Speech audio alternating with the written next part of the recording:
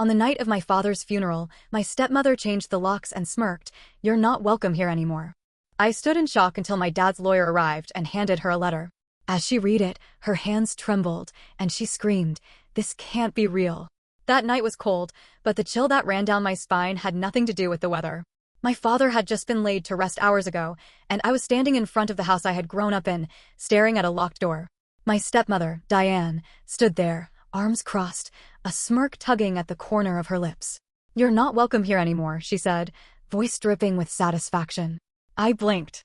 For a moment, I thought I had misheard her. This was my father's house.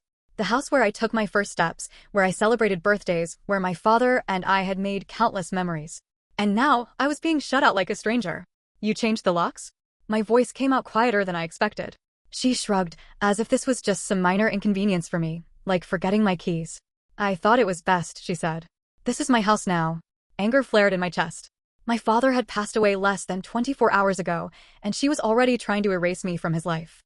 But before I could say another word, headlights flashed across the driveway. A sleek black car pulled up, and out stepped Mr. Caldwell, my father's lawyer. Diane's smirk wavered.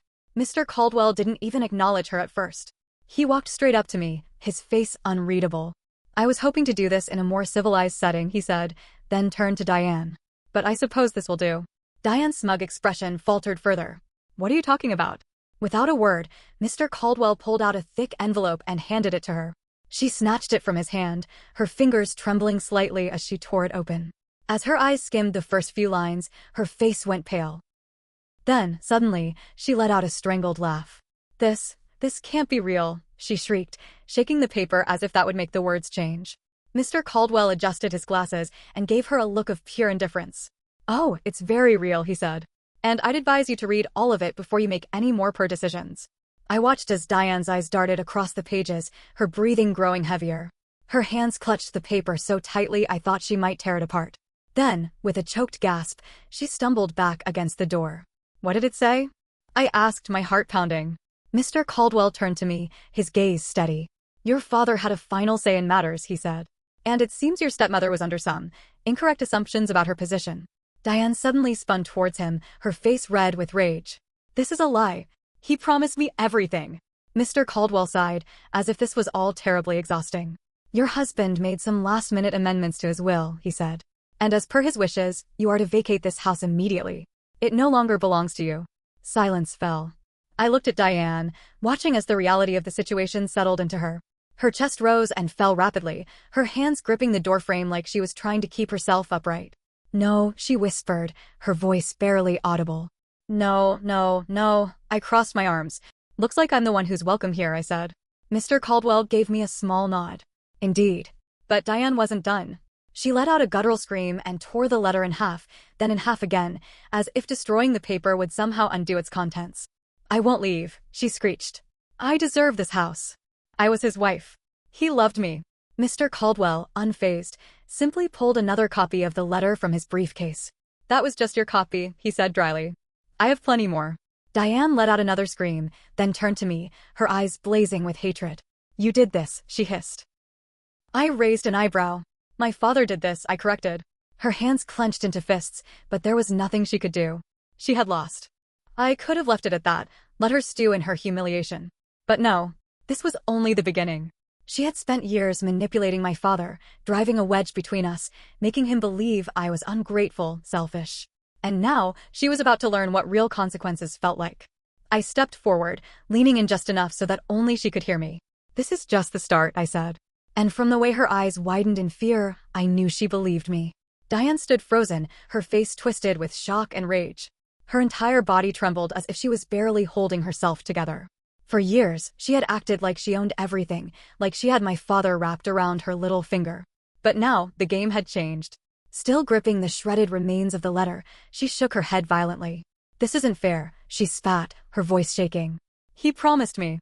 He told me this house was mine." Mr. Caldwell remained stone-faced. "Promises don't override legal documents," he said plainly. "Your husband was of sound mind when he made these changes. Everything was filed properly."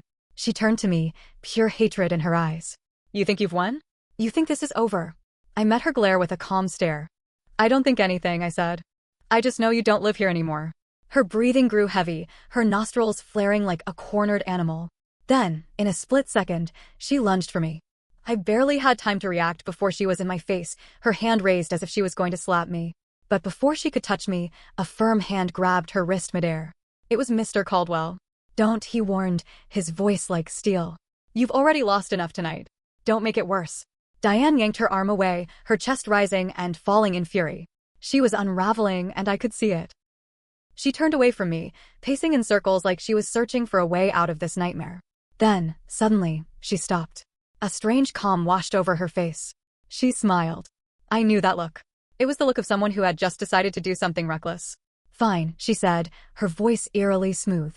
"If that's how it is, I'll leave." The way she said it made my stomach turn. I didn't trust her. She turned on her heel and marched toward the garage.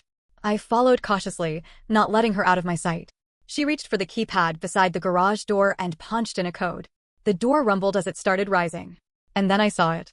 Inside the garage, my father's vintage Cadillac, the one he had spent years restoring, was already packed with bags. Suitcases, boxes, even some of my father's personal belongings. She had planned this. She was going to rob the house blind. I felt my stomach drop. "You were going to take his things," I said, my voice barely above a whisper. Diane turned to me, her smile widening. "I am taking his things," she corrected. "You can't stop me." But she was wrong. Before she could grab another bag, Mr. Caldwell pulled out his phone. "I'll be calling the police now," he said casually. "Since you're attempting to steal estate property." Diane's smile disappeared in an instant. "You wouldn't dare," she hissed. Mr. Caldwell raised an eyebrow. "Try me." Panic flashed in her eyes, but she quickly masked it with anger. "You can't do this to me," she screamed. "I gave up everything for your father." I cut her off. "No, Diane. You took everything. And now you have nothing." She let out a guttural sound, somewhere between a sob and a growl. Then, with shaking hands, she grabbed her keys and stormed toward the car. And then another twist. The garage door had fully opened now, and parked in the driveway, blocking her in, was a police cruiser. I didn't call them. Mr. Caldwell didn't call them. But someone had. And from the look of pure terror on Diane's face, she knew why they were here. Two officers stepped out, their faces unreadable. One of them spoke into his radio before turning to Diane. "Ma'am," he said firmly, "we need to have a conversation." Diane went rigid. Her mouth opened, but no words came out. Then, before I could even process what was happening, she turned on her heel and ran. She ran. Straight through the yard, into the dark, barefoot and desperate. One officer sighed and started after her, while the other turned to me. "Are you the homeowner?" I glanced at Mr. Caldwell. He gave me a nod. "Yes," I said, finally letting the word sink in. "I am." And as Diane's screams echoed into the night, I realized something. This wasn't just my house now. This was the beginning of something much, much bigger. The officers took off after Diane as she bolted into the night, her figure vanishing into the shadows beyond the yard. I stood there frozen, my heart pounding, watching as the red and blue lights of the police cruiser cast eerie flashes across the driveway. Mr. Caldwell, still composed as ever, adjusted his glasses. "Well, that escalated," he muttered. I swallowed hard. What the hell just happened? The remaining officer, who had stayed behind, crossed his arms and gave me a level stare. "She knows why we're here," he said. That sent a fresh chill down my spine. "What do you mean?" He sighed, pulling out a small notepad. "We received an anonymous tip earlier today. Someone reported suspicious financial activity involving your father's accounts." My stomach turned. "Financial activity?" He nodded. "Large sums of money transferred into offshore accounts. Unauthorized withdrawals. And some missing assets that were reported by the bank just hours after your father's death." I felt like the ground had just shifted beneath me. "You're saying Diane was stealing from him?" The officer exhaled through his nose. "We're saying there's a strong possibility of financial fraud and maybe more. Your father was sick for a while, right?"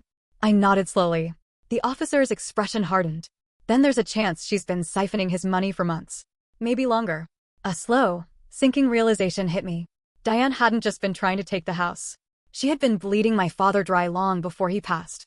She thought she was going to get everything in the end, and when she didn't, she tried to grab what she could before she got caught. Mr. Caldwell's voice cut through my thoughts. "Do you have proof?" The officer nodded. "Enough to warrant an investigation. But whoever tipped us off knew details that aren't public." He flipped through his notepad. "And we believe it might have been your father himself." My breath caught. "What?" He glanced up at me. "We traced some of the flagged transactions back to an account under your father's name. The strange thing? That account sent multiple emails to an attorney just 2 weeks before he passed. It looks like he was trying to expose something. I felt lightheaded. My father knew. He must have realized what Diane was doing, and instead of confronting her outright, he started taking steps to stop her. Before I could respond, the radio on the officer's shoulder crackled. "Suspect in custody," a voice confirmed. I turned my head in time to see the second officer dragging Diane back toward the driveway. She was kicking and screaming, her face twisted with fury. "You think this is over?" she shrieked, her voice hoarse from rage. "You think you've won?" I didn't say a word. I just watched as she thrashed in the officer's grip, her once perfect appearance now a mess of tangled hair and wild eyes. "You'll regret this," she screamed. "I know things. I know secrets." That made me pause. Mr. Caldwell frowned. "What secrets?" Diane let out a hysterical laugh. "Oh, you'll find out soon enough," she spat. "Your father wasn't the man you thought he was." I clenched my jaw. I didn't know if she was bluffing or if she really did have something to hold over me. But one thing was certain, she was desperate. And desperate people do dangerous things. The officer shoved her into the back of the cruiser and slammed the door shut. As the car pulled away, Diane's face was still twisted with fury, her eyes locked onto mine until she disappeared down the street. The silence left behind felt suffocating. Mr. Caldwell cleared his throat. "She's bluffing," he said, though I wasn't sure if he believed that himself. I turned to him. "What if she's not?" He adjusted his tie. "Then I suppose we're about to find out." And I had a terrible feeling that this wasn't over. Not even close. Final confrontation the next few days were a blur of legal meetings, financial audits, and endless questions from the police. Every time I thought I had seen the worst of Diane's deception, something else surfaced. She had drained over $400,000 from my father's accounts in the past 2 years.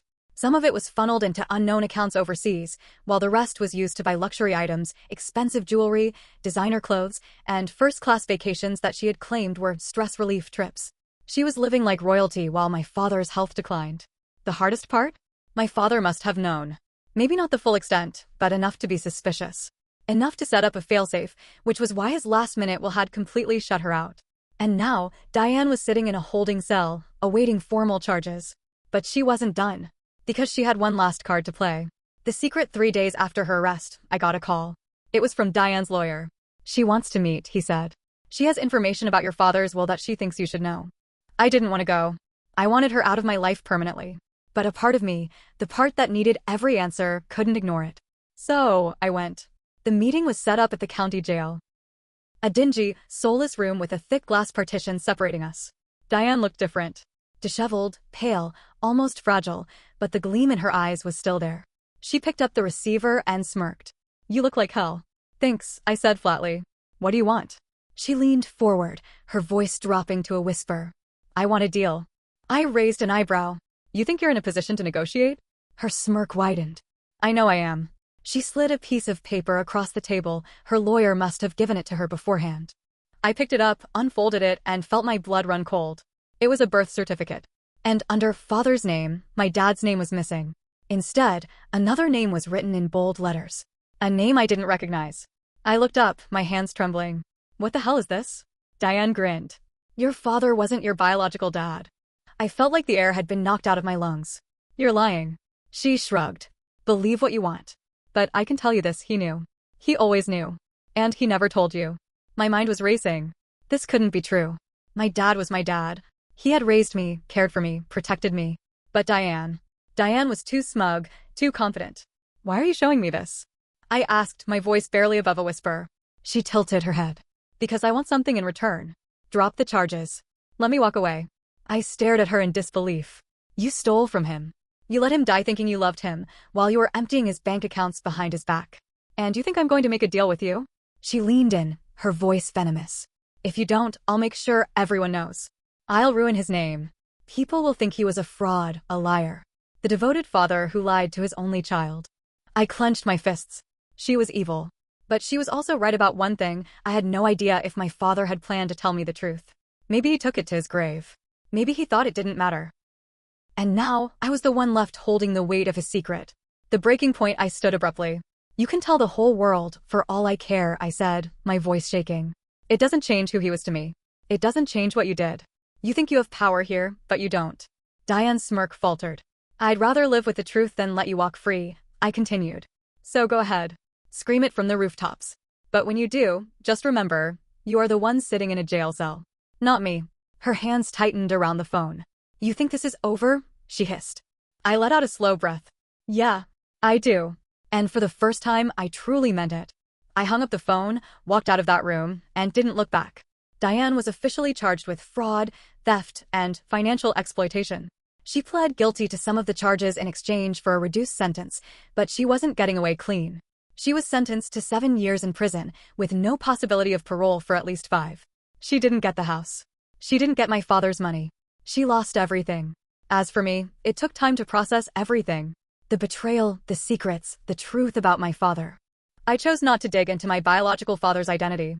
It didn't matter to me. My dad, the man who raised me, was my real father. And that was all that mattered. The house felt different now. Empty, but peaceful. It was mine, truly mine. And I finally felt like I had reclaimed something Diane had tried to steal from me. One night, I sat on the porch, looking out at the quiet street. Mr. Caldwell had finished settling my father's affairs, and everything was finally in order. No more battles. No more fights. Just quiet. For the first time in a long time, I felt free. And as I sat there, I whispered the words I had wanted to say for so long. Dad, I hope I made you proud. And in that moment, I swore I could feel him there, just for a second, before the night swallowed me whole.